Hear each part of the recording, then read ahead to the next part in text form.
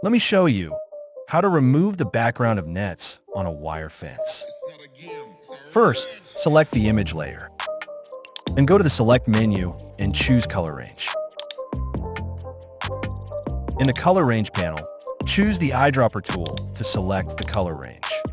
Use the plus eyedropper to add more colors to the selection.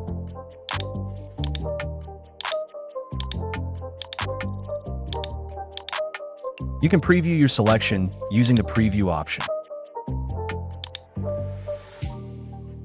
Once you're satisfied, press OK. Now click on a mask icon. That's it. In case you notice sharp edges, you can X them. Press Ctrl plus click on the mask to load the selection. Go to the Select menu again and choose Select and Mask. Adjust the parameters and preview the changes.